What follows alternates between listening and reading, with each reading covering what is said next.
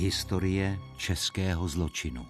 Mimořádné silvestrovské vydání. Zločin se nestal, vyšetřování pokračuje.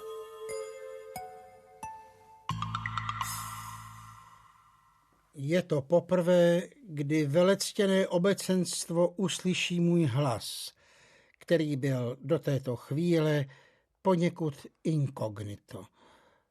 To proto, abyste konečně uvěřili, že štábní strážmistr Jan Arnošt Klitsperer skutečně existuje. Nejsem chiméra, jsem a navždy budu patronem poctivých četníků a policajtů. Jsem jejich dobrou myšlenkou, jsem vynálezcem a objevitelem několika nepostradatelných pomůcek našich detektivů. Vracím se v průběhu desetiletí na policejní služebny a shromáždění vážených kolegů, vždy v nesčetných převlecích, abych se přesvědčil, jak si moji svěřenci vedou. I dnes tu budu s vámi občas slyšitelný, ale neviděn. S radostí shledávám, jak toto zvukové médium šíří věhlas policejních činů napříč časem a efektním kouzlem budou slova řečená v rozhlasové budově rozeslána do vašich domovů. Ale teď se musím skrýt, protože už jsou tady. 27. revír a nevím, jestli ho budu přesně citovat, ale on tam jedné dámě říká: madam, s policajtama je to těžké.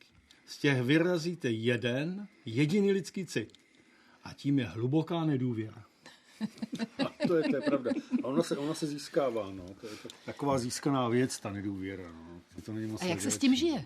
To si ani neuvědomujete. To je takový životní postoj, to je naprosto v pohodě. Člověka se do sebe dostane nějaký stereotypy, který potom jako dodržuje, tak si nesedá zády ke dveřím. Kouká a nebo třeba, dveře. když si stavíte barák jako policista, tak zásadně kulatý, že aby nikdo nemohl čekat za rohem. No a s klienty se poznáte například v tramvaji nebo v metru, protože když tam nastoupí takový ten typ, že je trochu jako potetovaný, je na něm vidět, že tedy nepatří zrovna mezi slušné občany, tak lidi si všimněte, že spíš tak jako jdou od něho dál, žádný oční kontakt a podobně. Policistu jasně poznáte podle toho, že se na něj dívá, pozoruje ho, a protože je na ně zvyklý. On je vyslýchá skoro každý den, když je v tom prostředí, takže prakticky nemá takový ten reflex slušného člověka. Víte, my máme na útvaru skvělého psychologa, ale opravdu skvělýho. To, co zatím, co řekl o lidech, tak to prostě sedělo.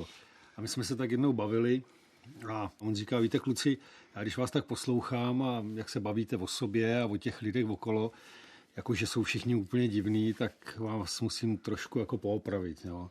Oni nejsou divní, oni jsou normální. Vy jste divný.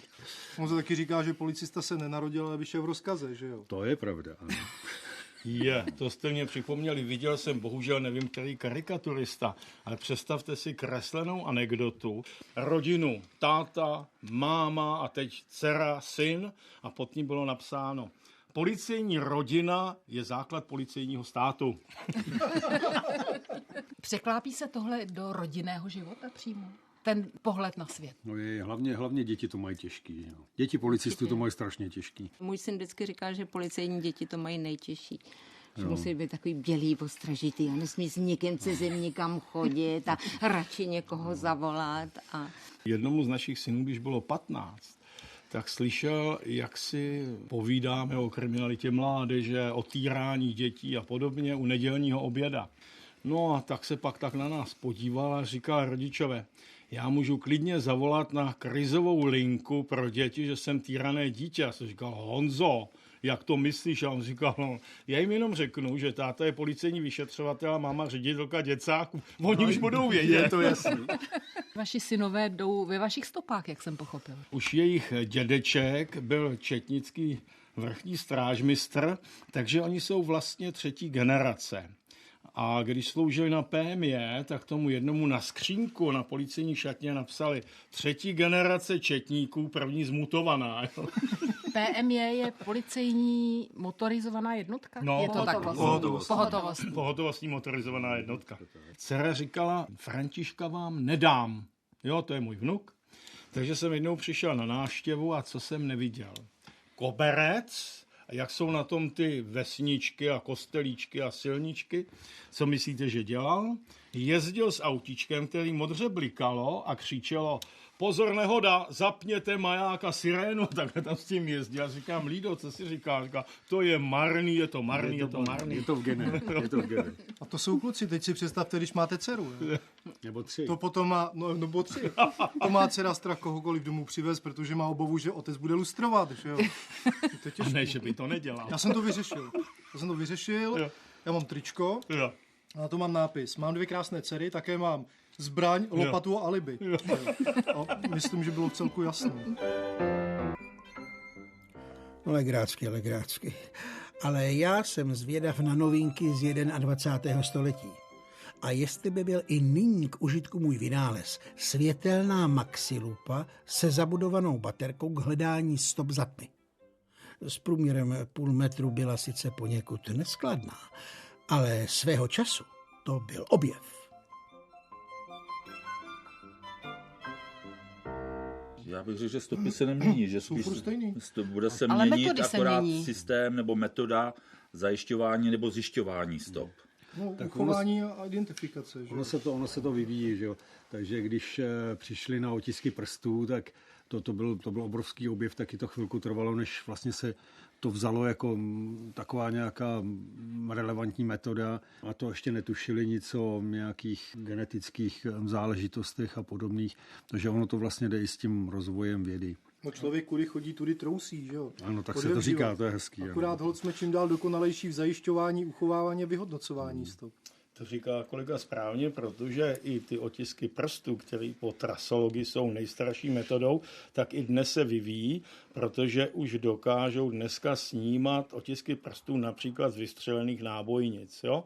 Nebo dokážou zjistit, teď to bylo nedávno dokonce v novinách, i pokud ten člověk má kožní nemoc, tak ji vyhledají tedy na těch otiscích a podobně.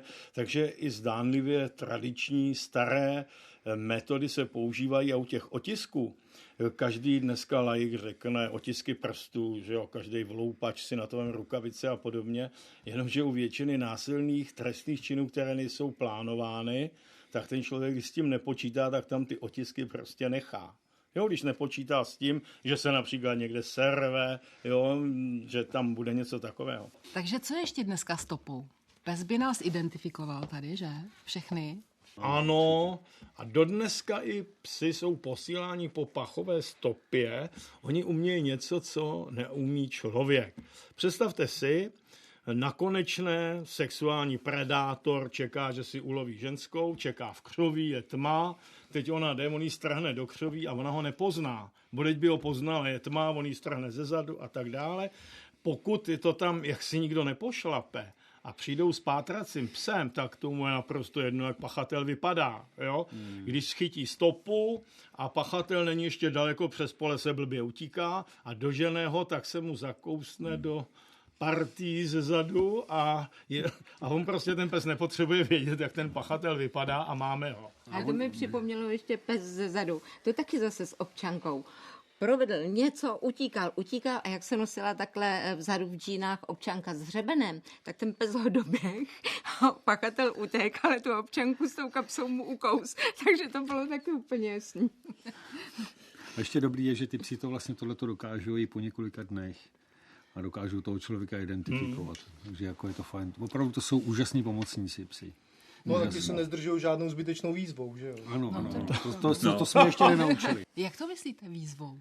Policista předtím, než vlastně použije zbraň nebo donucovací prostředek, tak musí dát výzvu. Že? Policie jménem zákona, zanechte svého jednání a tohle to jsme prostě ty psi nenaučili.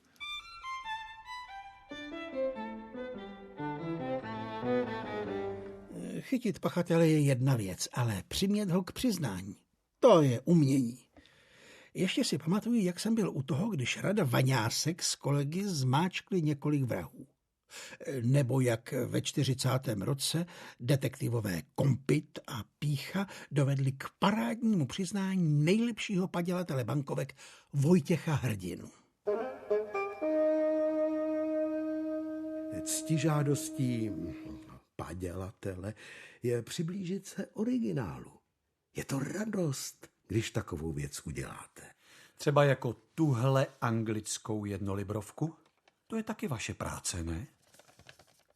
To, že je padělek? Tohle? Nehrajte nám tady hrdina. V celém protektorátu neexistuje nikdo jiný, kdo by tohle zvládnul.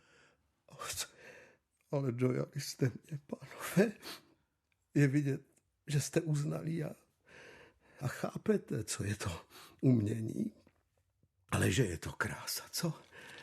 Sličná alegorická Britannia. Jen ty vlnovky na pozadí jsou místy nepatrně přerušované. To byla filigránská práce. Dělal jsem ji 4 měsíce. A kolik jste jich natiskl? No, asi 350. To byla psychologie, to byla paráda. Tak co, pánové, k tomu vám asi dneska žádné převratné vynálezy nepomohou. A přiznání, to je přece pro detektiva vždycky totéž jako třešnička na dortu. V době, kdy jsem ještě sloužil, tak těch přiznání, nevím, jakou mají zkušenost kolegové, ale bylo čím dál, tím méně.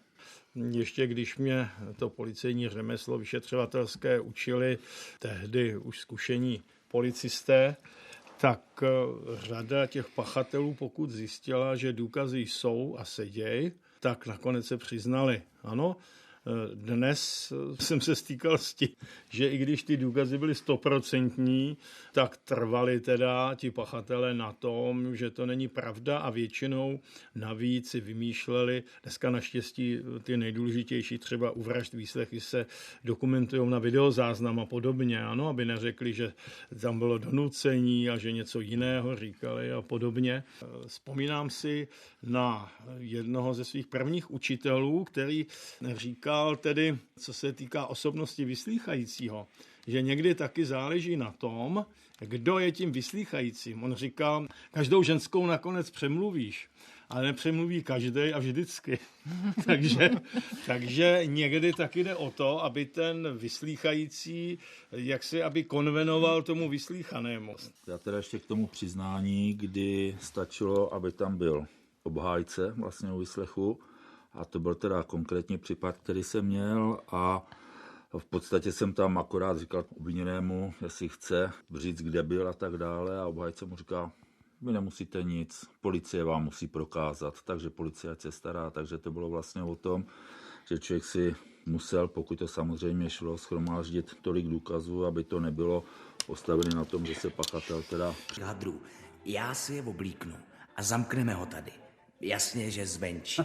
No, a dál? Až zabijeme dozorce, běžíme do kanclu, kde zneškodníme dalšího. Tam jsou všechny klíče. A jsme králové věznice, chápeš? Aha. Potom ukradneme auto velitele věznice a rádio na baterky k odposlouchávání zahraničních zpráv. Pak se musíme dostat do bytů dozorců a tam sebrat prachy a uniformy, aby jsme se mohli vydávat za esenbáky.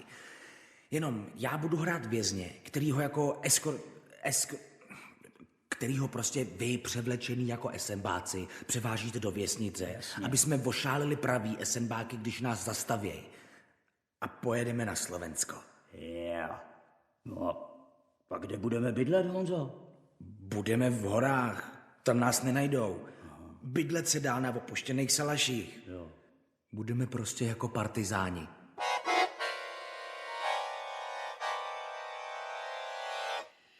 No a to je realita příběhu z roku 1953.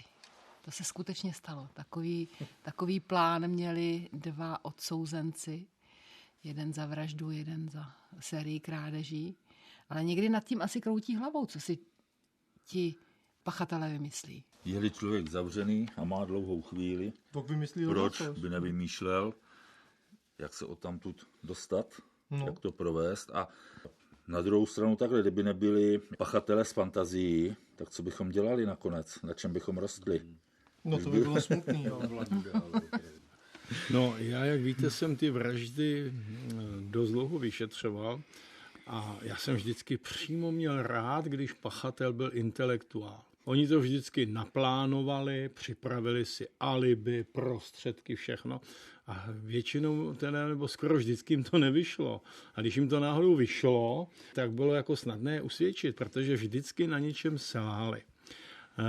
Nejhorší byli pachatelé, takzvaně motiv je vždycky, ale takzvaně bez motivu. Představte si chlapa, který jen, jak to říkal plukovník Markovič, je to nenávistník, jo, psychopat, zuřivej, ožere se a teď jde z hospody, do někoho strčí a začne ho kopat, srazí ho, jo. Druhý den má alkoholický okno, ani si nepamatuje, jako jestli někoho napad a když, tak koho. No a teď policie je silná, když si někdo dělá alibi, připravuje si prostředky, má motiv a podobně, v tom je policie silná.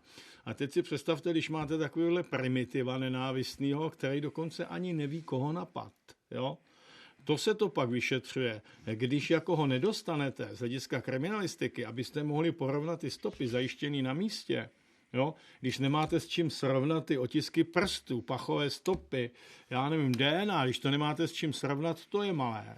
Jo, ty, co vemou si učebnici kriminalistiky a přemýšlejí, jak se mají zbavit manželky, jo, ty jsou dobrý. Jo, ty většinou na to dojedou, protože oni všechno nevědí a čím je ten pachatel inteligentnější, tím je větší ješita a tím, jak si je větší naděje, se dopustí chyby, že jo, páni kolegové? No, protože do toho vnáší vlastní invenci a to je vždycky chyba, že jo? Tohle to jsem zažil na místním oddělení na Krakovsky u kolegy, kdy tam byl zadržený pachatel na vloupačky do aut a ten kluk celý šťastný, že se může pochlubit vlastně, co vymyslel a jak to udělal, tak vlastně hodně volenou otázkou a takovýmto zahrání na jeho ješitné já, tak vlastně během 4 hodinky potom byl vlastně případ jakoby objasněný, kdy se přiznal vlastně k tomu, jaké nástroje používal nebo jak s nima pracoval a tak dále. A je to jenom díky tomu, že byl ješita a zahrál na tu jeho strunečku, tak to z něj vypadlo a bylo to venku 1-2.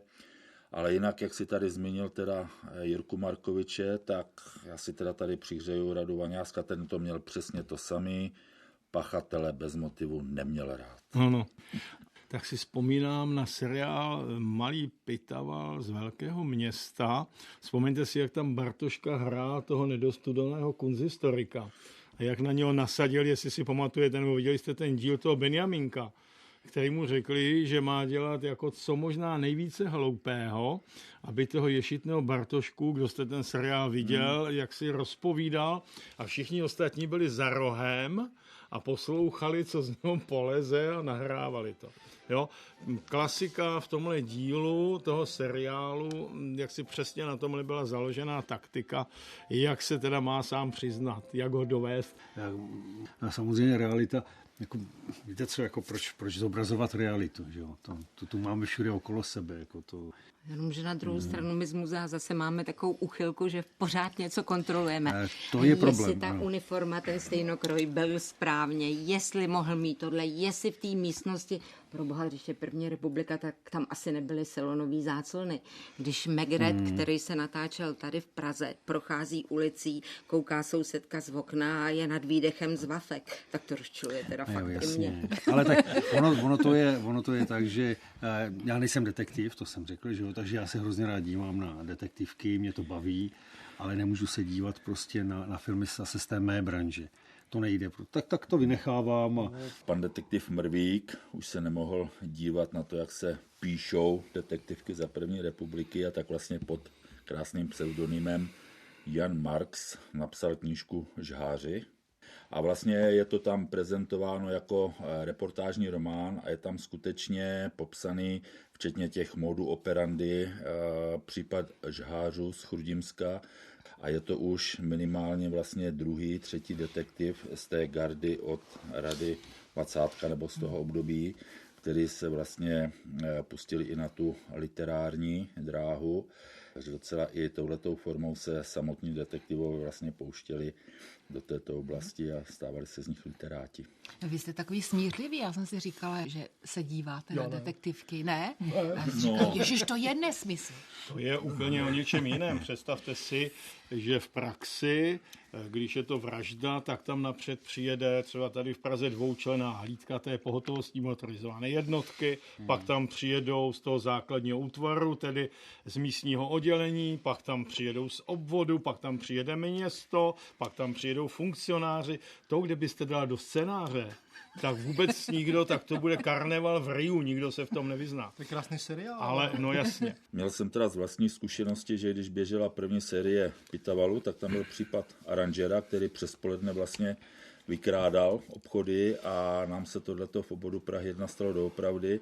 V Dlážděné ulici bylo starožitnictví a přesně podle toho, jak to bylo vlastně ukázané v tom filmu, takže přes poledne, když byl personál na obědě, tam vlezl pachatel, dokonce tam byl vlastně i kontakt se svědkem, který teda klepal na tu roletu, chtěl se na něco zeptat, takže tam přišel v bílém plášti, komunikoval s ním, odkázal ho teda na tu pracovní dobu pozdější a tak dále, takže stalo se to i návodném. Vlastně. No je fakt, že v muzeu se setkáváme často s tím, že návštěvník se pustí do diskuze nad naším koutkem kriminalistiky a ptá se, jak to dneska funguje, jestli jako v kriminálce Miami, že jo? Protože tam je veškerá analýza hotová ještě dřív, než se začne většinou. Že jo? Takže on potom národ a lid žije v tom, že to, co vidí v kriminálce, tak je realita. Že jo? Tak, že to takhle probíhá. Samozřejmě neprobíhá, jak už říkal Martin, natáčet kriminálku v reálném čase, s reálnýma postupama.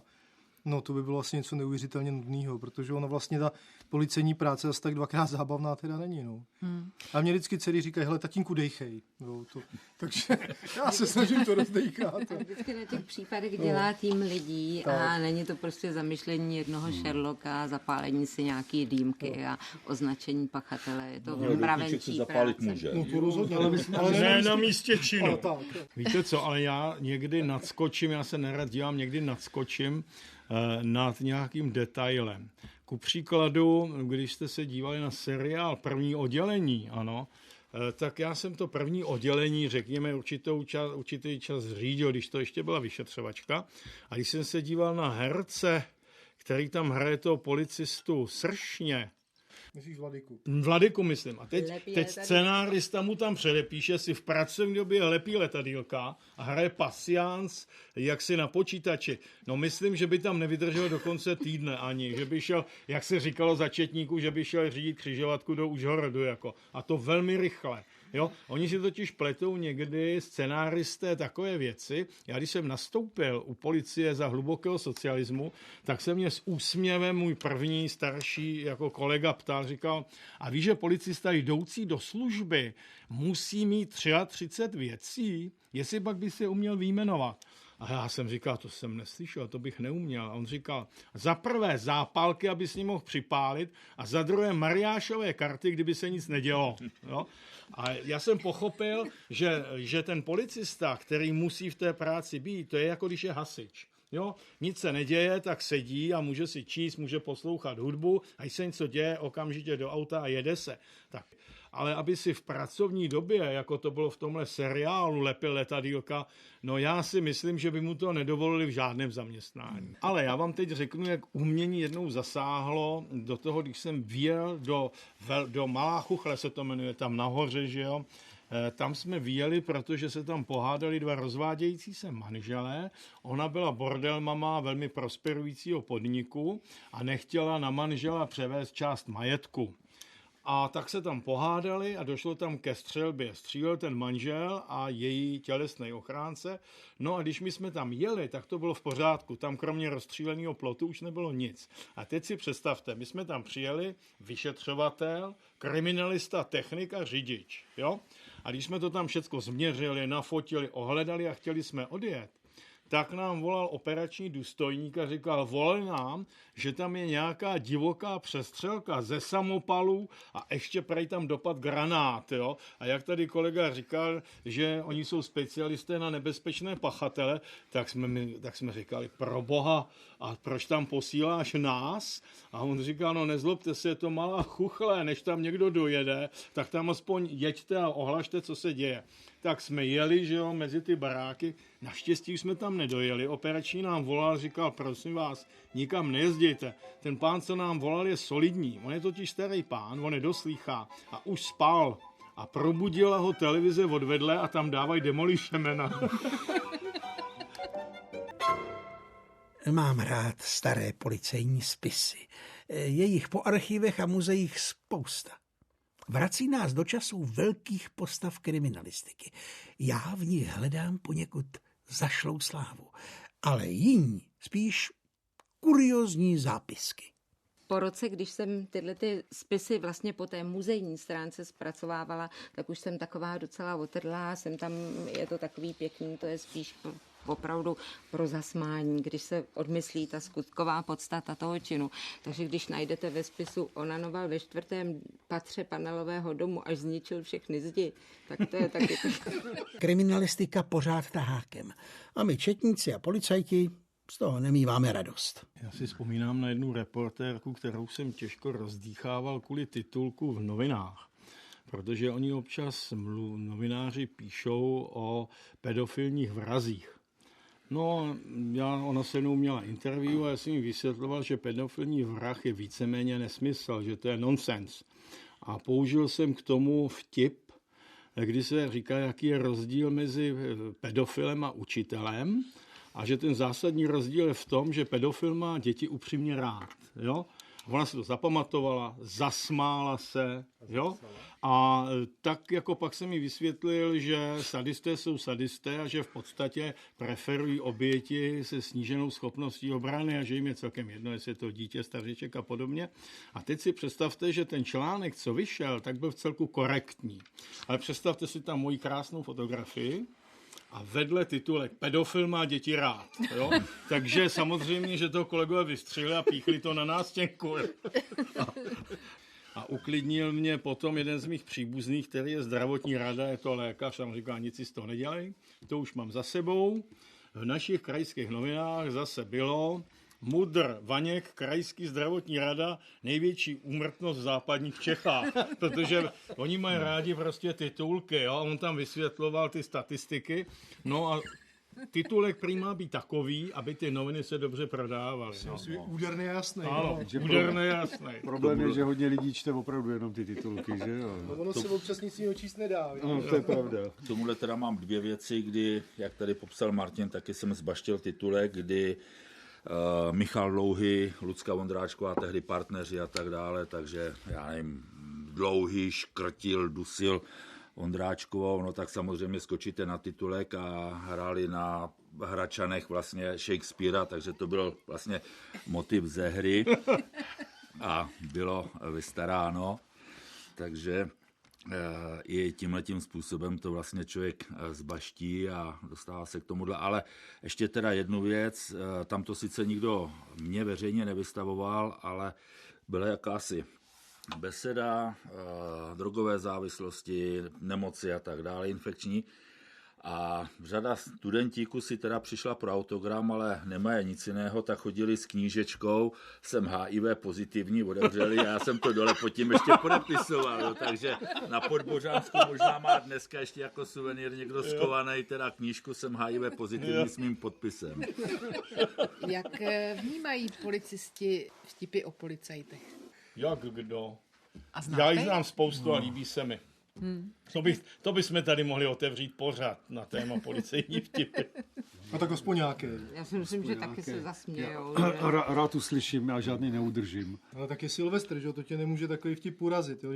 Od malinka si pamatuju, co to znamená, když policajti za garáží kopou díru, že jo, chcípě motor. No. A podobný, tak to se přece policisty dotknout vůbec nemůže. Ale buď to máš smysl pro humor, pak se tomu zasměješ, nebo ho nemáš a pak jsou všechny vtipy zbytečný. Jo. Jako žádná jiná varianta neexistuje. Bohužel, že možná některé vycházejí z reálných zkušeností lidí, kteří potom to dávají k lepšímu, nebo tohle. No, a nebo si policisti vymýšlejí sami, že jo. Policie obecně má smysl pro humor. Nejvíc jich vymyslel určitě Klitspera. To bezesporu, ano. Kdo to byl Klitspera? Jan Jánoš Klitspera? No to je obrovský četnický fenomén, že jo.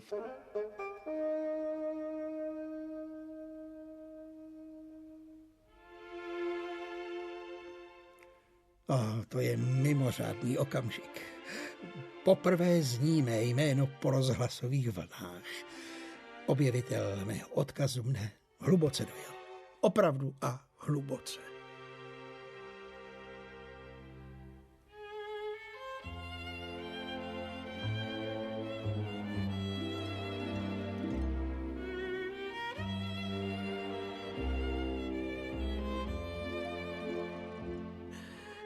pravděpodobné, že nakonec jako rádoby fiktivní postava vejdu do dějin kriminalistiky.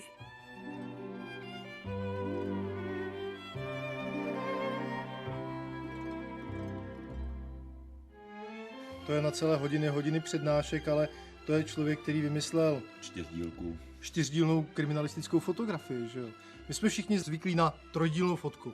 Zepředu, z profilu a z poloprofilu, logicky.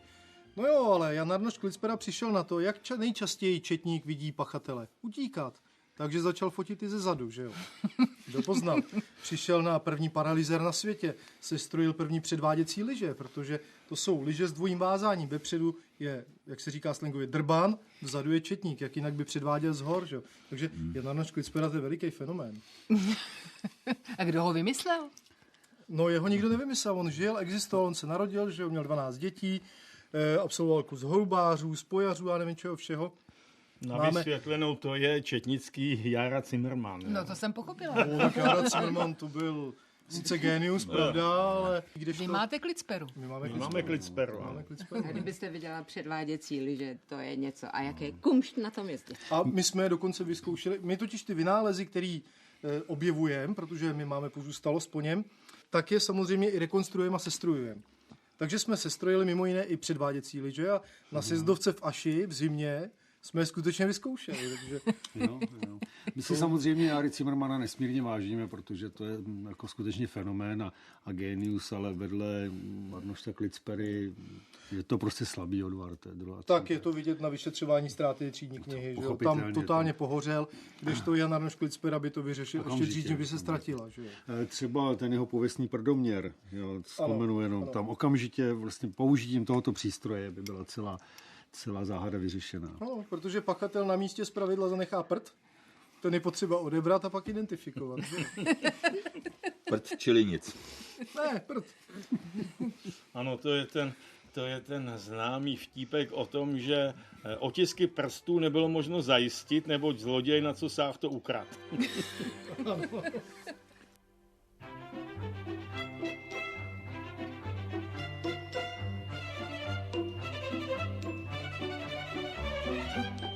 Policajti dostanou nové vysílačky.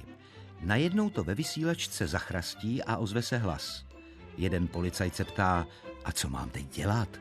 No, zmáčkni ten knoflík a řekni příjem, radí druhý. První policajt stiskne knoflík a řekne 25 000 hrubýho.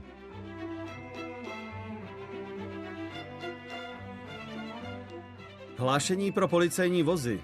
Vůz číslo 1 okamžitě jede k hotelu Riviera, běhá tam nahá žena po ulici. Ostatním vozům se přísně přikazuje, aby zůstali na svých trasách.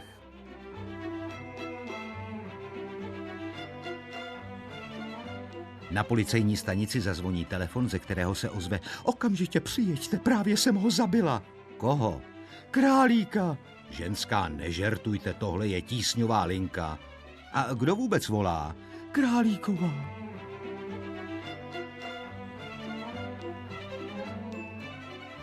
Zloděj přepadne banku a v ruce drží odjištěný granát. A v tom se objeví policajt, vytáhne pistoli a křičí: odhoďte zbraň! Chlápek se ženou jedou po dálnici a zastaví je policie. K okýnku přejde policajt a povídá: pane řidiči, jel jste 140. No to není možné, určitě jsem nejel víc než 100, brání se muž. Manželka se do toho vloží: ale Pepo, jel si nejmíň 150. Policajt pokračuje: a taky vám nesvítí pravé světlo. No to jsem nevěděl, muselo se to porouchat cestou, tvrdí řidič. Pepo, vždyť víš, že už nesvítí minimálně měsíc, tvrdí manželka. Pane řidiči, navíc nemáte zapnutý bezpečnostní pás. No, ten jsem si rozepnul, když jste mě zastavili. Pepane, co povídáš, vždyť ty pásy přece nikdy nepoužíváš, kontruje ona. Sakra, drž už tu klapačku, rozčiluje se řidič. Madam, to s vámi vždycky mluví takhle? Ne, jen když je namazanej.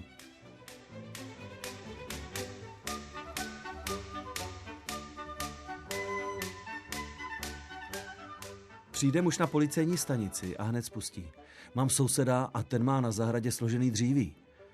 Policista se na něj podívá a říká, no to přece není trestný. A muž vysvětluje, ale on v něm pašuje drogy. Policajt vezme telefon a začne plánovat akci. Muž odejde domů, otevře si pivo a zavolá sousedovi, kterého právě udal. Tak jsem ti, Farouši, objednal to sekání dříví gratis a bude to stejná parta, která ti na jaře tak pěkně zryla zahrádku.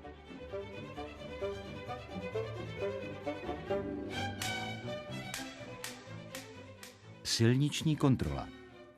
Jak jste si mohl tak opilý sednout za volant? No těžce, odpovídá řidič. Ale pomohli mi kamarádi. Předložte řidičský průkaz, žádá policista. Teda, pánové, měli byste se mezi sebou líp domluvit. Jeden mi před měsícem sebere papíry a druhý je po mně dneska chce.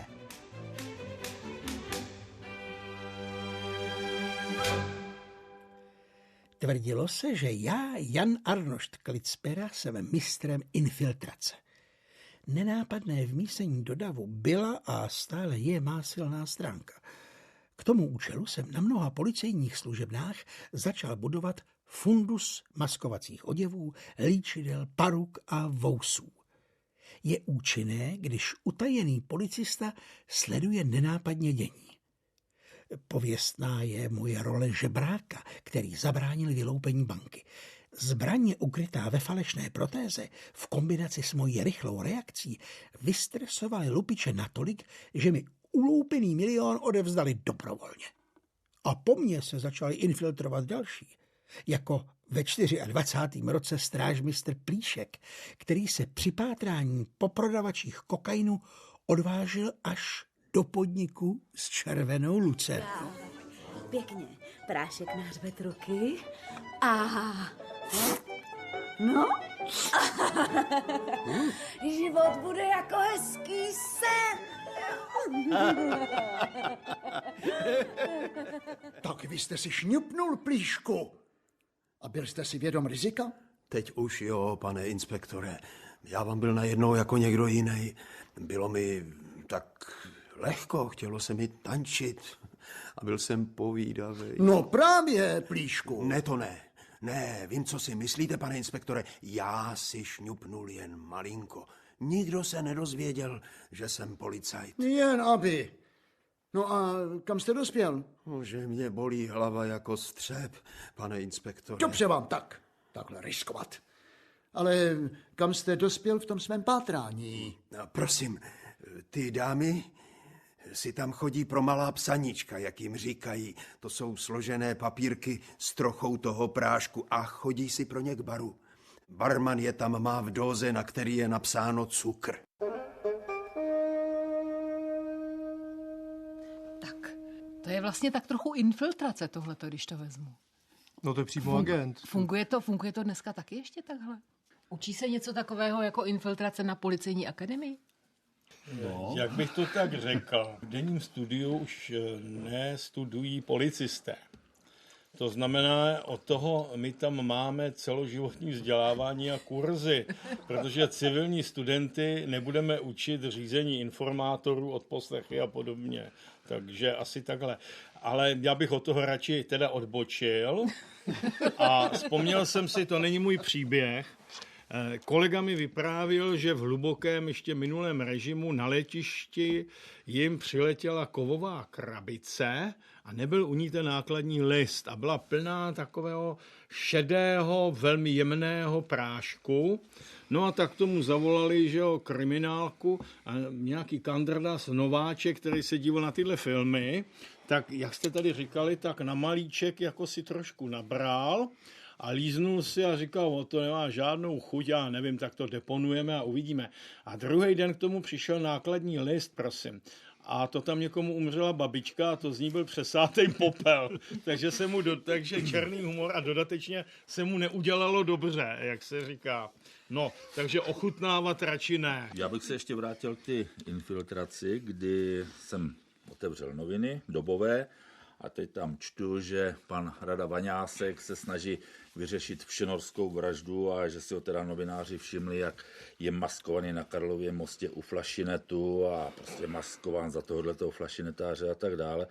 Tak jsem Přiznám se, jak říkal pan Verich, na vteřinku jsem prostě znejistil, až potom jsem si všimnul datumu, ono to bylo 1. dubna, čili na apríl asi vlastně novináři udělali trošinku takhle legraci z pana Rady, teda, že i tímhletím způsobem se snažil maskovat, aby teda splynul s prostředím a eventuálně slyšel to, co by za normálních okolností se do jeho uší nedoneslo. No to, já jsem se dokonce jednou infiltroval osobně. Teda nemá to s drogama nic společného, mělo to zajímavou dohru.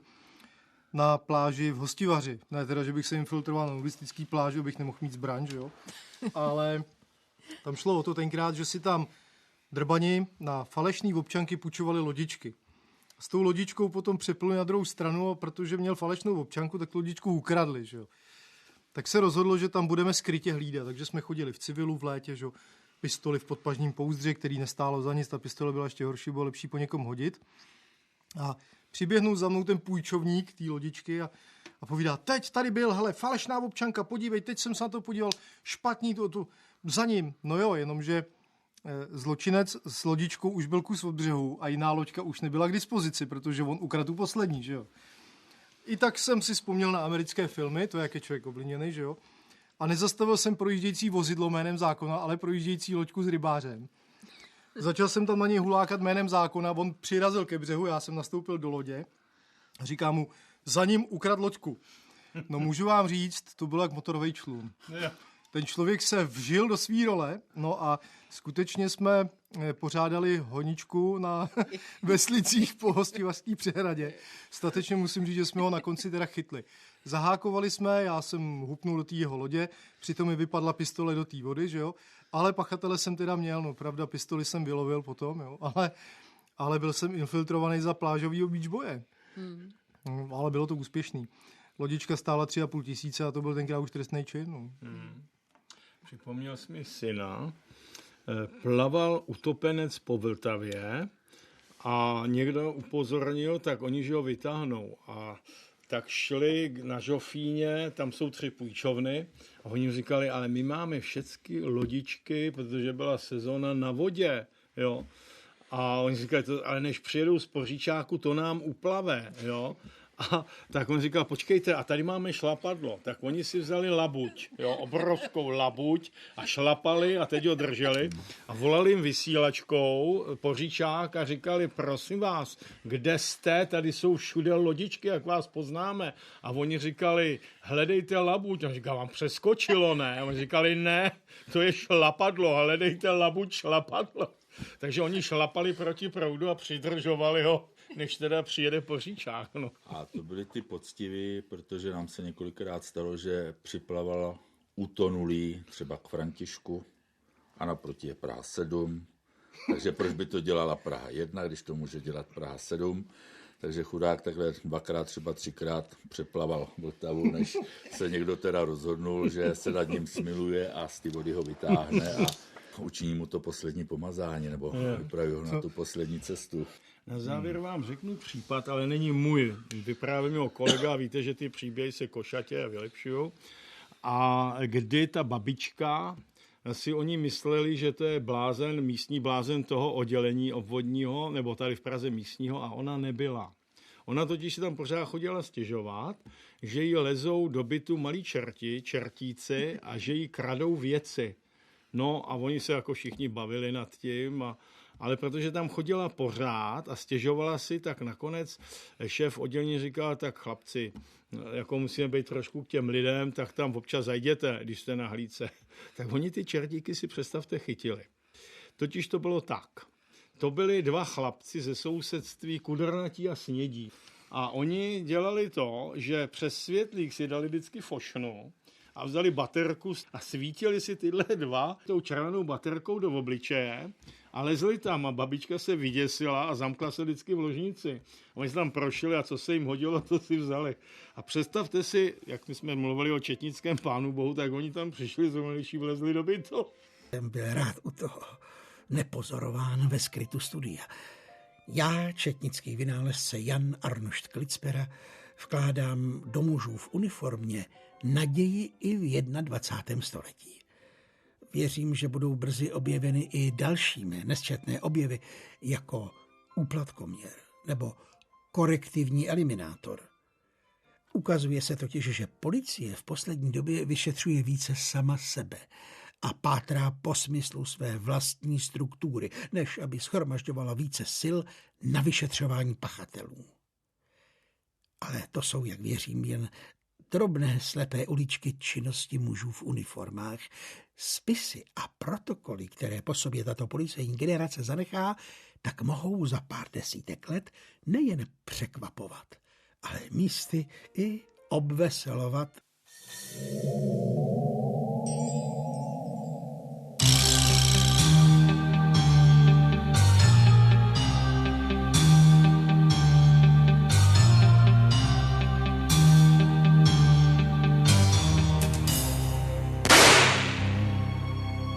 Historie českého zločinu. Díl 11. 38 hodin strachu. Příběh podle Jiřího Laňky z Útvaru rychlého nasazení Policie České republiky.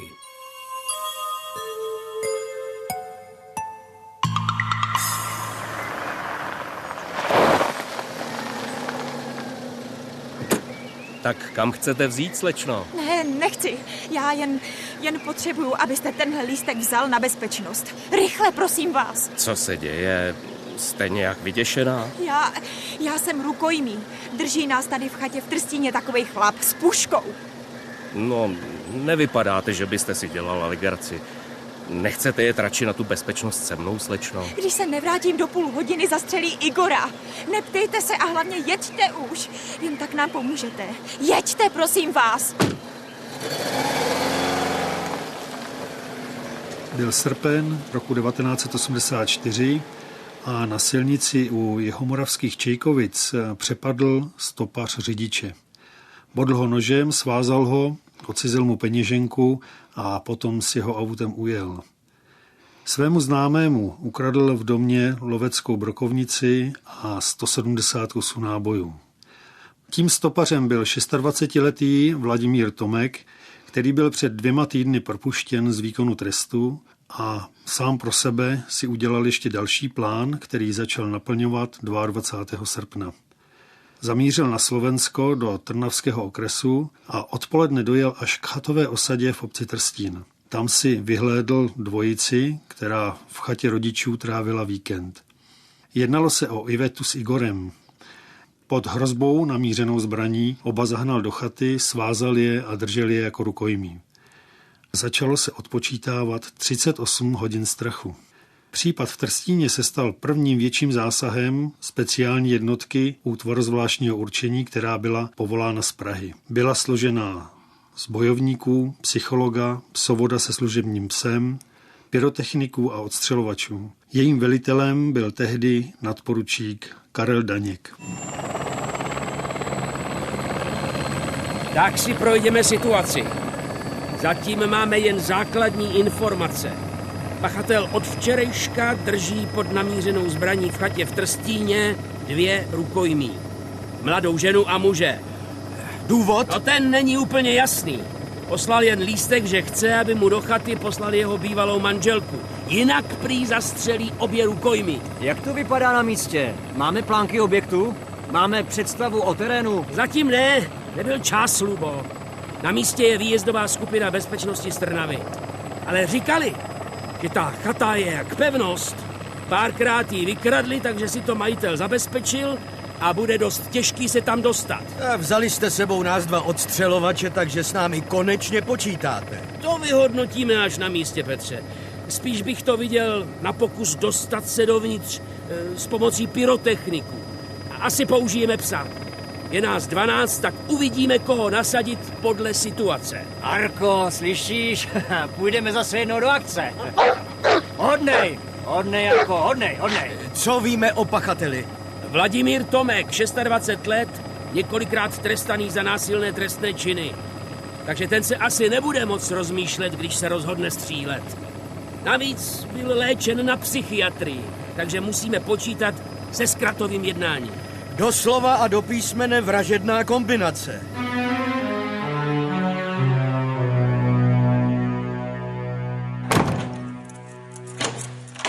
A koukej, bejt v klidu, rozumíš? Nechte nás s Igorem spolu, prosím vás. Zmlkni, nebo... Ivetko, neboj se, jsem v pořádku. Pro tebe bude lepší, když budeš v patře. Tak mi alespoň uvolněte ty ruce. Řeže mě to, bolí to. Nemohl byste... Nemohl. Ženský jsou mrchy, pamatuj si, mladej. Stejně se na tebe vykašle. Jako ta moje. Hele, můžu aspoň vědět, o co ti jde? Prej si psal na tom lístku, že sem má přijít tvoje žena. Seš moc zvědavej. Vy ji chcete... Ticho! Budeš ticho, rozumíš? Už ani slovo, stačí to zmáčknout a bude po tobě.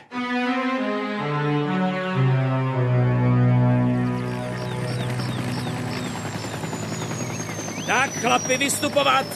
Všechnu výstroj a výzbroj si dejte před sebe a zkontrolovat zbraně. Jdeme do ostré akce, při které se může stát cokoliv. Pro naši jednotku je to křest ohněm. Já jdu teď za příslušníky, kteří tu jsou od začátku, aby mi řekli, jak vypadá situace. Buďte připraveni k nasazení do akce.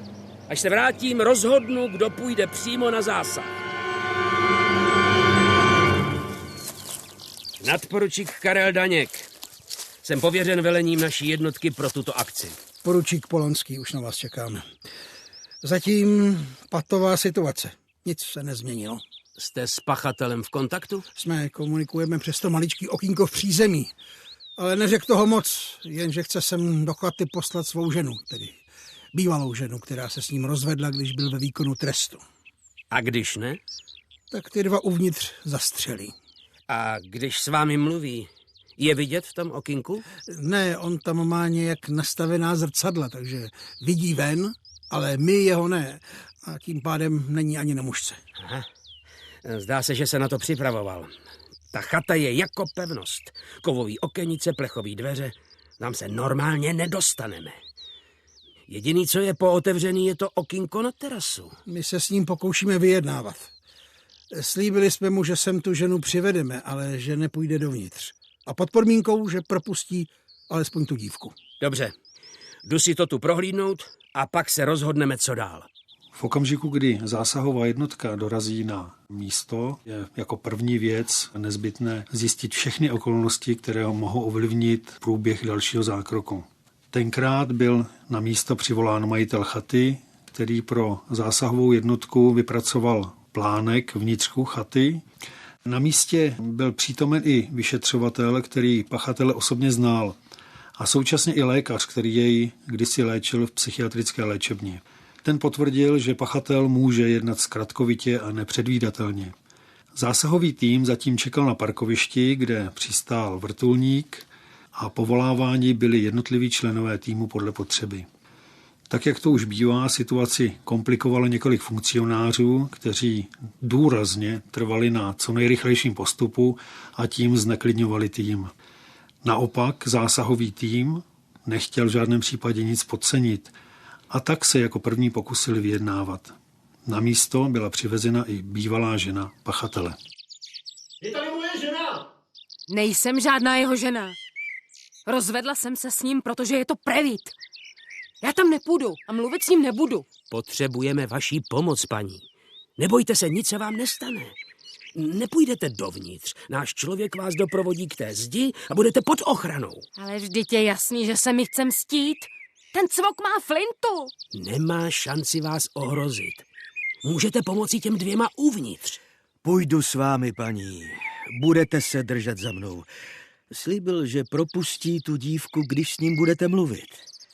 No tak, dobře teda. Ale jen kvůli té holce. Lubo, náš muž se ženou půjdou za chvíli k objektu. Míříte po celou dobu na dveře i na okno. Rozumím. Žena, kterou jste chtěl, je tady. Půjde k chatě tak, abyste s ní mohl mluvit, ale podmínkou je, že propustíte tu dívku. Rozumíte? Dává si na čas. Jak poznám, že je Mařka tady? Jsem tady, abys věděl. Musím si s tebou něco vyřídit. Nebojte se, nemá šanci. Paní Tomková jde v doprovodu k objektu. Pokud do té doby nepropustíte dívku, jde zpět a druhou možnost s ní mluvit nedostanete. Jdeme pomalu. Držte se mne za opasek a jděte za mnou.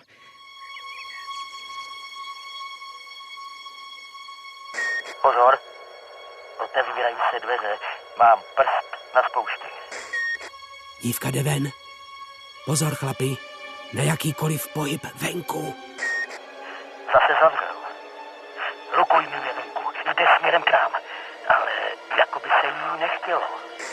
Konečně. Máme ji v bezpečí. Ale Igor tam zůstal. Bojím se o něj. Propuštění Ivety, to byl částečný úspěch. Iveta podala také cenné informace o situaci uvnitř. Rozhovor pachatele s bývalou ženou nebyl podstatný. Bylo pravděpodobné, že ji chtěl zlikvidovat kvůli tomu, že se s ním rozvedla.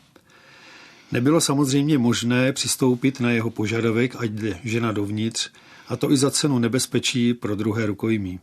K zavřeným okenicím chaty byly upevněny výbušniny, byl připraven plán násilného vniknutí do objektu. Iveto, jste v pořádku? Já jo, jen mám ruce rozedřený od těch provazů, jak mě svázel.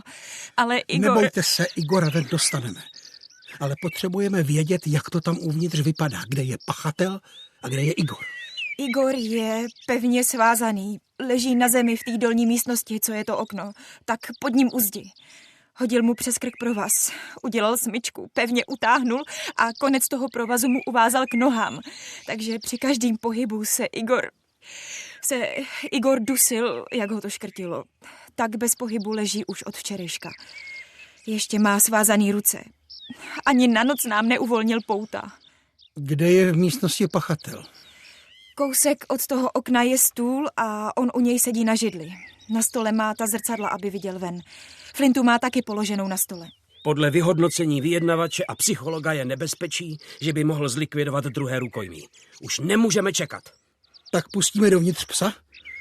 Ten tím malým okýnkem rychle vletí dovnitř a to by pro pachatele mohl být moment překvapení a pár vteřin pro náš zásah. Ale ještě předtím odpálíme nálože na oknech a na dveřích. Jakmile to bouchne, tak tam letí Arko a my za ním. Arko je připravený. Vyjď, kamaráde. Jdeme na věc. Pyrotechnici, připravit k odpálení. 3, 2, 1, teď!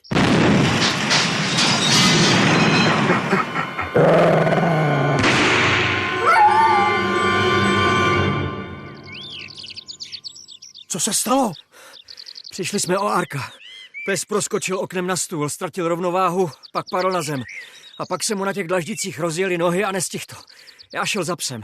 Když už jsem byl napůl v tom okně, tak jsem to viděl. Ten parchan se trefil Arkovi přímo mezi oči, situace mu nahrála. No tak mě kluci honem stáhli zpátky. Pes je pryč. Kdyby Arko neuklous, mohlo to vyjít. 2 vteřiny chyběly. Nestihl by sáhnout pro tu pušku, pes by mu skočil na krk dřív. Arko, byl to skvělý pes. Je blbý, co ti teď řeknu, Lubo, ale s tím se tady musí počítat. Vím, je to těžký. Já vím, Petře, ale jako Arko už žádnej pes nebude.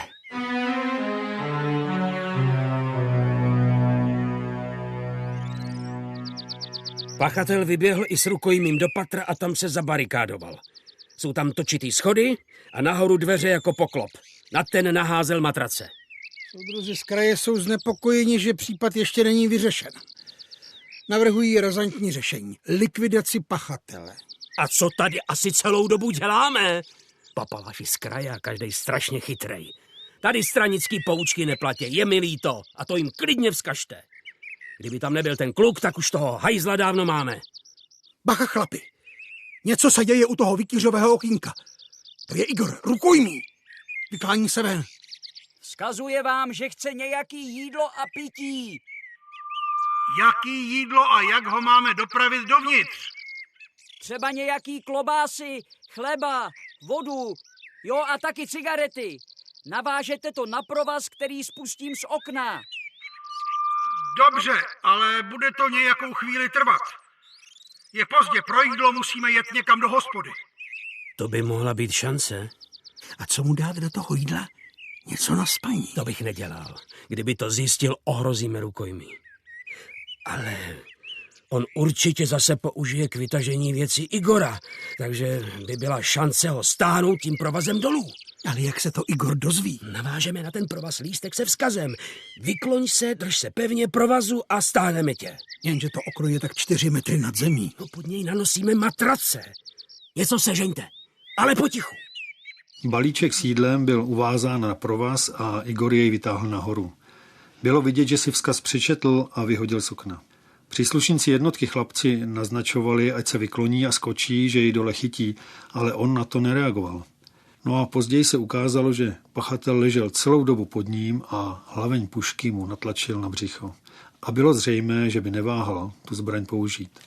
Proto bylo tenkrát rozhodnuto o řešení situace za pomoci ostřelovačů. Chlapi, začíná se stmívat. Dejme chvíli pauzu a musíme se poradit, co dál. Takový roky jsem Arka cvičil. Je to jako když ztratíš parťáka. Připadám si jako bezrukej. Psouvod bez psa. Budu zatím hlídat ten barák, ať si kluci odpočinou. Stejně bych dneska neusnul, když pes leží mrtvej uvnitř. Už jsme tu druhý den a každému z nás padají oči únavou. A přitom se nedá spát. To mi povídej. Myslím, že přijde vaše odstřelovačská šance, Petře. Je to v téhle situaci jediná možnost. V noci byl v objektu klid. 3 hodiny po půlnoci rozhodl krajský zástupce o radikálním řešení, tedy schválil fyzickou likvidaci pachatele. Provedením akce byli pověřeni odstřelovači a k akci mělo dojít při rozednění. V roce 1984 útvar ještě neměl k dispozici přístroje pro noční vidění a k dispozici měl odstřelovací pušky sovětské výroby Dragunov SVD-1 v ráži 7,62x54R. Odstřelovači se rozmístili nedaleko od sebe ve vzdálenosti asi 100 až 150 metrů od chaty. V jediném možném místě, odkud byl v zarostlém terénu výhled na objekt, tedy přesněji na okno vedoucí do podkroví, kde se pachatel s rukojmím ukrýval. Počkáme do svítání, zatím se zdá, že je uvnitř klid. Jsme s Jirkou tak 6 metrů od sebe. Ze stanoviště oba vidíme na to vikýřové okno. Já trochu líp než on. Kdybyste spozorovali za oknem nějaký pohyb, hned to hlaste. Rozumím. Až dostaneme povolení střílet, vystřelíme oba najednou. Jasně, odpočítáme si to. Jak se rozednívá, vidím přes tu podkrovní místnost skrz na skrz. Vzadu je totiž druhý okno, takže kdokoliv se tam bude pohybovat, mám ho jako siluetu. Hele, děje se tam něco, nebo se mi to zdá? Jo, někdo tam chodí. Tak se dívej pořádně, třeba je to náš člověk. Teď se přiblížil k oknu, vidím obličej. Je to on. Vidím ho jasně. Obličej má přilepený na sklo okna. Už ho taky vidím. Potvrzuji. Jestli jste si jistí, dávám rozkaz ke zneškodnění. Rozumíme. Zneškodnit. Mířím na srdce. Až vystřelím první ránu, vystřelíme do okna ostatní náboje. Pachatel totiž odchází od okna. A jedna rána by nemusela být smrtelná. Jasně, budu to jistit.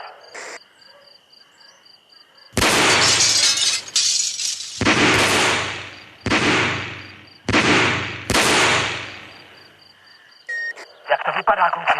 Asi zásah, ale v momentě, kdy jsem vystřelil, se ten chlap sehnul. Tak nezaručuju absolutní zneškodnění, ale po ráně rozhodil ruce a padal, tak snad. Ale je tam klid, kdyby mohl tak cílit na rukojmí. Chlapi, jdeme dovnitř, ale opatrně. Není jasný, jaká je tam nahoře situace. Karle, jdu tam. Máš tady 58. Půjč mi ji. Jdu dovnitř, ať se děje, co se děje. Víš, jak na tom jsem. Ten hajzl mi zastřelil psa, tak buď tam zůstanu. Nebo ho dostanu. Dobře, Lubo, ale jistíme tě. A jdeme za tebou. Chlapi už tam zprůchodnili vchod, tak opatrně.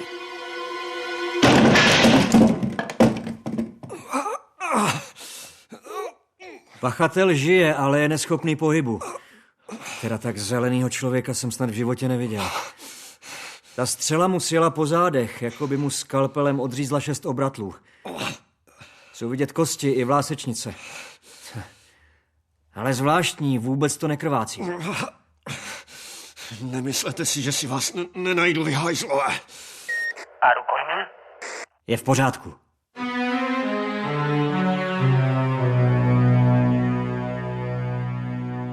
Toto byla první větší akce útvaru zvláštního určení, který vznikl v roce 1981. Byl předchůdcem útvaru rychlého nasazení, známého jako URNA, který je důležitou součástí Policie České republiky a v současné době zasahuje v mnoha krizových situacích.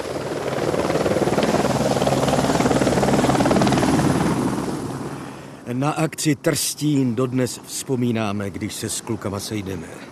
Všichni tehdy jásali, jak skvěle to dopadlo, ale nejvíc si plácali po ramenou papaláši z kraje, jakože to všechno skvěle zorganizovali. Pachatel byl odsouzen na 6 let a už se nikdy nepostavil na nohy. Zůstal na vozíku. Ještě u soudu nám vyhrožoval, že si nás najde. Igor s Ivetou nás po pár měsících pozvali na svatbu.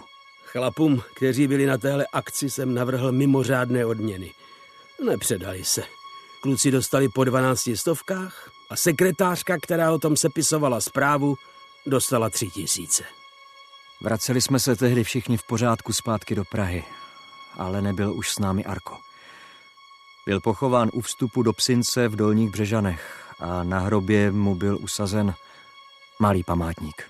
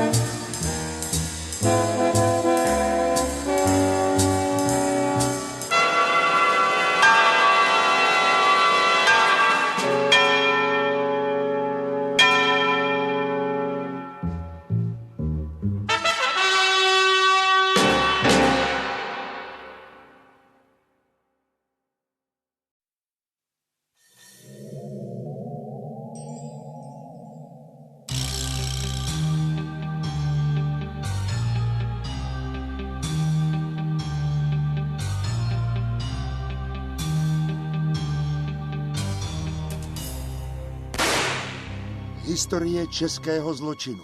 Díl 23. Akce Starožitnost. Komentuje spisovatel a publicista Emil Hruška.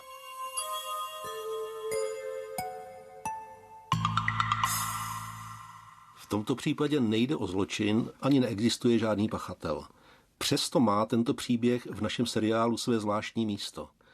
Jedná se totiž o případ zcela ojedinělý, který vzbudil velkou, a to i mezinárodní pozornost a po zásluze a právem vstoupil do dějin české kriminalistiky.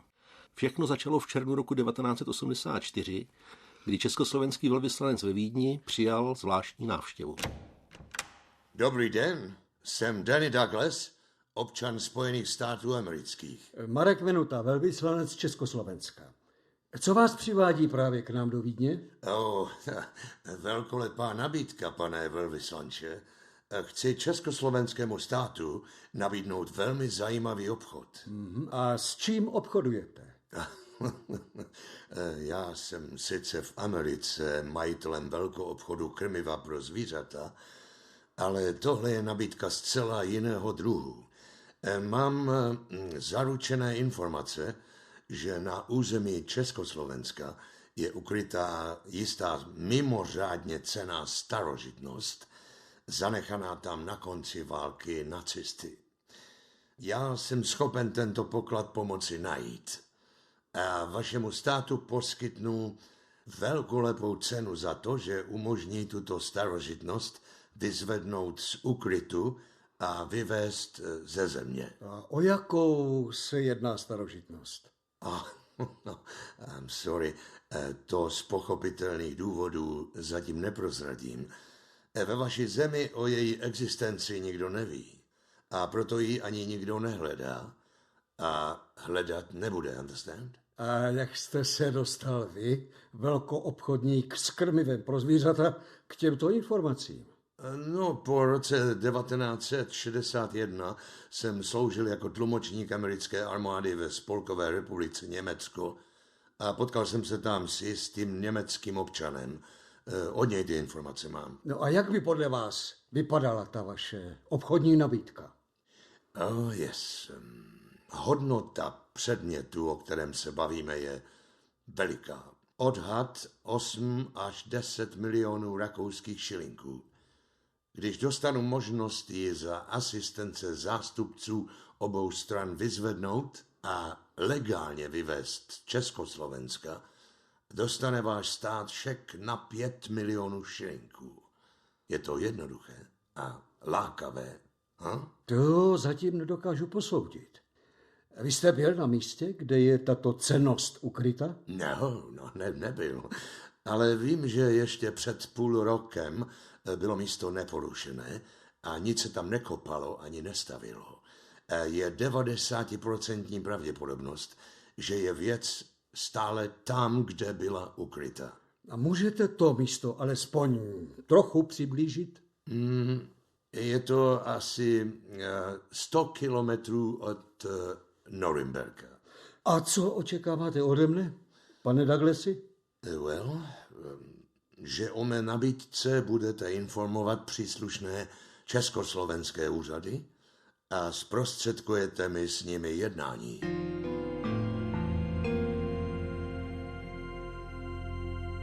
Na nabídku sebejistého Američana Dannyho Douglase, učiněnou v červnu roku 1984, reagovaly československé úřady a instituce rozpačitě.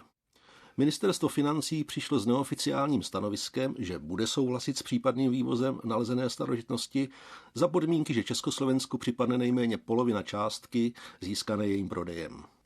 Ministerstvo kultury sdělilo, že neví o žádné významné starožitnosti, která by v Čechách chyběla nebo měla být hledána, takže nabízeným obchodem nelze nic ztratit a stát tak získá valuty. A pak se do hry dostalo federální ministerstvo vnitra, které řešením případů pověřilo specializovaný odbor zabývající se objasňováním kriminálních případů obtížně zařaditelných podle zákona. Pátrání se ujal 3členný tým kriminalistů. Kapitán Josef Čmolík, Miroslav Dvorský v čele s majorem Františkem Mariškou. No, to je teda situace. Chtějí vědět, jestli je něco ukradeno, ale nevíme, co to je, ani kde to je. Nemáme nic. Jediná stopa je, že náš poklad by měl být ukrytý na našem území přibližně 100 kilometrů od Norimberka. No to odpovídá okresům Cheb, Tachov, Domažlice a Klatovy. Ale nemusí to být přesné. Prostě západ republiky. No tak začneme v archívech a pokusíme se zjistit, jestli něco vzácného nezmizelo za války. Ale pozor, nesmíme archivářům prozradit skutečný důvod pátrání. Nemůžeme totiž vyloučit přítomnost Douglasových společníků tady u nás. Franto, nějak si nedovedu představit, jak se archivářů ptám, jestli nevědí, zda v jejich okruhu za války nezmizelo něco drahého a vzácného. A když se mě zeptají, co by to jako mělo být, tak odpovím, že nevím. A kde, že by to mělo být, to taky nevím. To je trochu na hlavu, ne? No je, ale ty určitě na něco přijdeš. Od října 1984 se případ starožitnost odvíjel ve 2 rovinách. Nadále probíhala jednání s panem Douglasem o podmínkách případné dohody týkající se vyzvednutí předmětu a finanční kompenzace. A paralelně s touto rovinou probíhalo pátrání kriminalistů, kterým bylo umožněno zúčastnit se jednání s Douglasem. Jejich úkol byl nesmírně náročný a byl tvrdě determinován časem, to je třeba zdůraznit. Další schůzka s panem Douglasem se uskutečnila 11. prosince 1984 na konzulárním odboru Ministerstva zahraničí. Dobrá zpráva je, že Douglas má pocit, jak jde všechno podle jeho plánu a my ho v téhle iluzi musíme nechat. Možná, že Douglas pustí ještě nějakou informaci, která nás navede dál. Zkusíme do rozhovoru s ním vsouvat nenápadné zjišťovací otázky.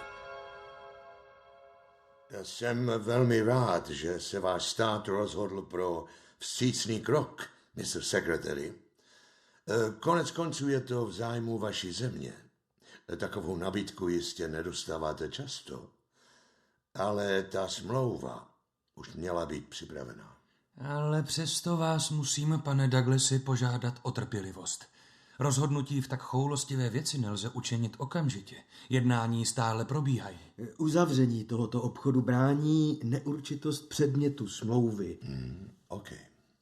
Jedná se o předmět v historicko-uměleckých kruzích svého času poměrně známý. Na tento předmět existuje už kupní smlouva ze 13. století. Tu cennost mělo v držení několik generací známého šlechtického rodu, který vlastnil nemovitosti na území Čech, Francie a Německa. Předmět byl ukrytý posledním majitelem na konci druhé světové války. Pane Douglasi, máme zimu, takže je možné, že nám budou povětrnostní podmínky bránit předmět vyzvednout. Počasí nebude mít na vyzvednutí vliv. Náklady spojené s vyzvednutím a odvozem budu financovat já. Z toho soudím, že nejde o věc, kterou by mohl jeden člověk jednoduše vzít a odnést. To určitě ne. Předmět má tvar obdélníku. Je velký asi jako konferenční stolek, kovový a je dutý. Pane Douglasi, my tedy smlouvu připravíme. Jakmile bude hotová, budeme vás informovat. Ale pochopte, že já se musím nějak jistit. Smlouva proto musí obsahovat bod o uložení jistiny. Ve výši 500 000 švýcarských franků by ji měl váš stát uložit někde v zahraniční bance. A tato částka by mi připadla, pokud by československá strana nakonec nesouhlasila s vydáním starožitnosti. Ale pak jistě i vy chápete, že se také musíme jistit. Jako pohledávku československého státu budete deponovat v některé bance $250 000. A kromě toho dostane československý stát polovinu z částky získané při následném prodeji starožitnosti. Asi, OK. Odletám do Ameriky zítra, takže se uvidíme začátkem března.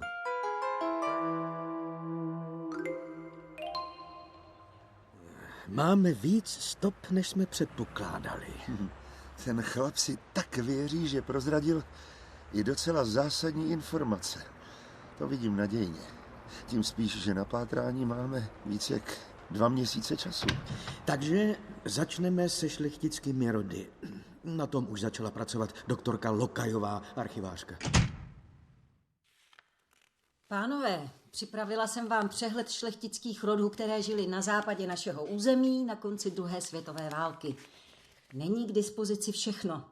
Zejména německé rody tu za sebou na konci války, jak se říká, pálily mosty a některé listiny už na našem území nejsou. Znamenalo by to jít za našimi zahraničními kolegy. A to nechceme. Ukažte nám seznam těch šlechtických rodů.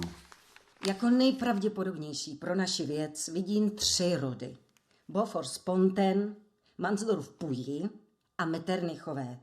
Byli kosmopolitní a měli sídla v několika evropských zemích. Tam bych doporučovala začít. Projdu katalogy jejich majetku. Jestliže jde o tak vzácnou památku, jak říkáte, měla by být o ní někde zmínka. No tak hledejte. Od začátku ledna 1985 kriminalisté pokračovali v intenzivní práci. Na prvním místě bylo vyhodnocení rešerší v archívech, ale úspěch se nedostavilo. Minul březen 1985 a bylo stále těžší vysvětlovat Dannymu Douglasovi, že smlouva pořád ještě není připravena k podpisu. Kriminalisté tak čekali na pověstné štěstí. Na náhodu. Pátráme marně už skoro rok. Když stát podepíše s Douglasem smlouvu, je to naše prohra. V tuhle chvíli nebojujeme jen s Douglasem, ale i se soudruhy z Ministerstva kultury a zahraničí. Ti si mnou ruce, že získají pro stát valuty za něco, co jsme stejně nepotřebovali, když nám to dosud nechybělo. Ostatně nulové výsledky vašeho pátrání nám nedávají jinou možnost. Kdybychom odstoupili od smlouvy, propadne státu jistina 500 000 švýcarských franků. A takovou sumu dneska neschválí ani ministr financí, i kdyby se našly 3 korunovační klenoty. Kolik tedy ještě máme času? Přibližně měsíc. Smlouva by měla být podepsána v 1. listopadovém týdnu v Karlových Varech. Moment. To místo podpisu jste navrhli vy? Ne, pan Douglas. To místo podle mě nezvolil náhodou. Nebude to daleko od místa úkrytu. Z vytipovaných sídel šlechtických rodů odpovídají polohou 2. Kinčvart, ten vlastnili Metternichové, a Bečov, který patřil rodu Beaufort-Sponten. Vy, paní doktorko, prosím, dál pátrejte v seznamech depozitáře a my se, kolego, vydáme postupně na ty zámky. Kam nejdřív? No, vezmeme to třeba podle abecedy, takže Bečov.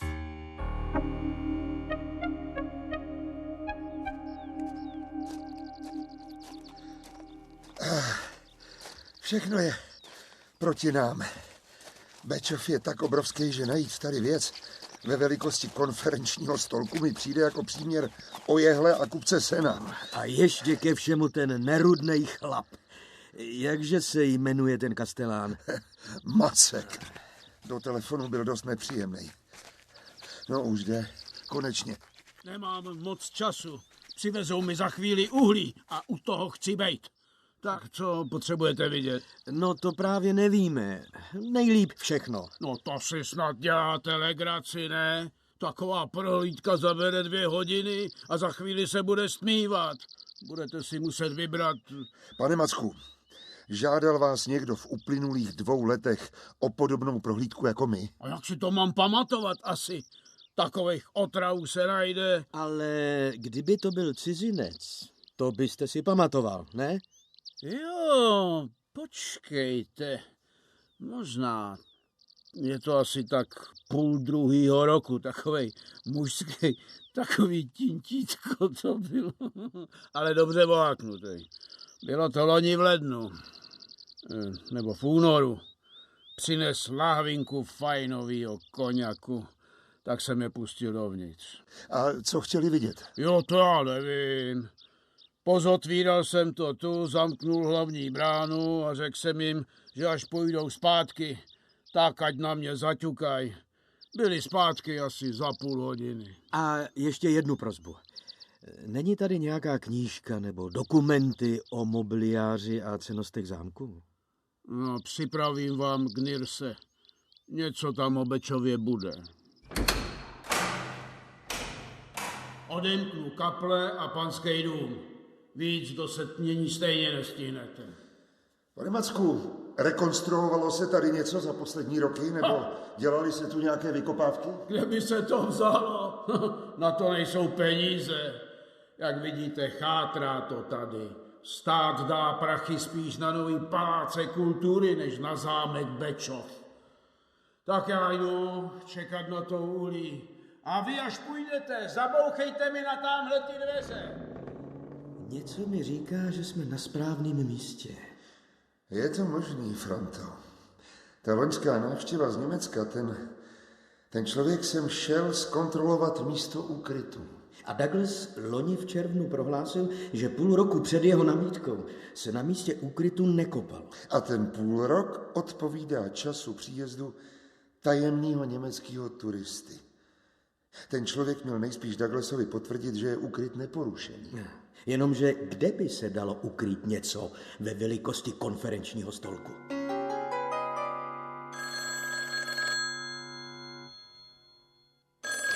Mariška? Ano, to jsem chtěl. Měl přijet loni někdy v lednu nebo v únoru. Ano. Cože? To je tedy terno. Píšu si. Velké díky, moc jste nám pomohli. Tak, máme první jasnou a konkrétní stopu. 22. ledna roku 1985 překročil hranice do Československa v Rozvadově jistý Max von Kroy. To je zeď Beaufort Sponténa, posledního šlechtického majitele panství na Bečově. Zpět překročil hranice 23. ledna. Tak to je poprvé, co chválím úřednický šiml. Hlídání a špiclování je taky jednou k něčemu dobrý. Pepo, jsi na ministerstvu vnitra a tady mají i stěny uši, tak bacha. Tohle si můžeme říkat my dva v hospodě, ale ne tady. No jo, hlavně, že víme, kde je hledat. Ale pořád nevíme, co máme hledat. V knížce, kterou nám půjčil Kastelán, jsme nenašli nic, co by odpovídalo našemu pokladu. Ať je to, co je to, musíme fofrem zorganizovat pátrací tým na Bečov. A proč takový spěch, paní doktorko? Voláte, jako by hořelo. No jo, vždyť nejen přihořívá, ale už hoří. Mám to. Myslím, že jsem našla, co potřebujeme. Podívejte. Ale to je ta knížka, co nám ukazoval Kastelán na Bečově. Topografie uměleckých památek v Československu. Anton Gnirs, ale tam jsme nic nenašli. To není možný. Podívejte se, strana 237. Píše se tu, že na zámku Bečov se nachází románská skřínka na relikvie svatého Maura. Ukažte. Skřínka na relikvie je dlouhá 138 cm, vysoká 64 a široká 42 cm. Její forma a ozdobné úpravy jsou odvozeny ze vzorů rané křesťanské architektury sarkofágů se střešním víkem. Musí to být nádherný kousek. Románská práce. Zlato. Pane majore, netušíte, jak je tohle cenná památka. Nebojím se říct, že by to byl nález století. Tak to je trefa. Myslím, že si za tu práci zasloužíte výlet minimálně na Bečov. Co říkáte? Dám cokoliv za to, abych tohle mohla vidět na vlastní oči.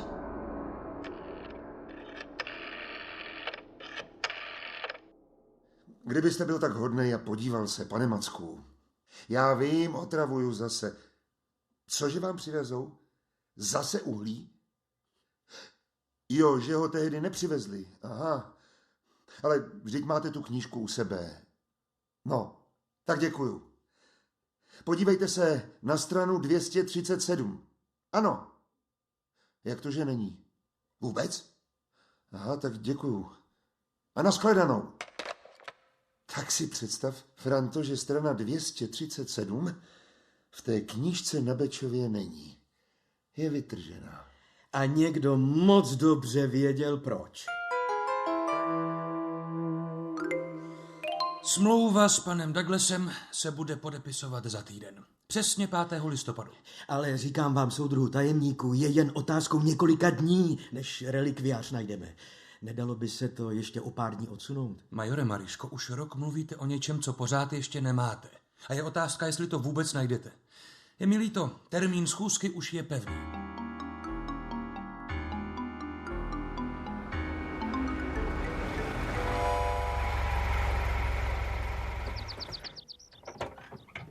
Netušil jsem, že to bude tak masivní nájezd policajtů.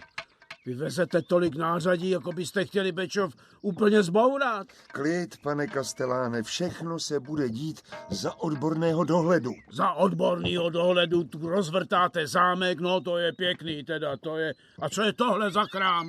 Detektor kovů. Chytrý zařízení, dokáže objevit kovy pod zemí nebo ve zdech.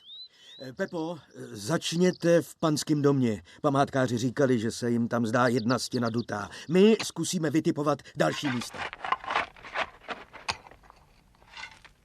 Tak jo, další kramle. Těch už máme asi 5. Hromady hřebíků a kusy starého potrubí. To už je snad 20. díra, kterou jste tu udělali. Jste jak parta z divočelých krců. Už jsem vám vysvětlil, že všechno, co nějak narušíme, bude uvedeno do původního stavu. Pane Macku, pojďte, uvaříme sobě i chlapům čaj. Dáme do toho krapet rumu. Co říkáte?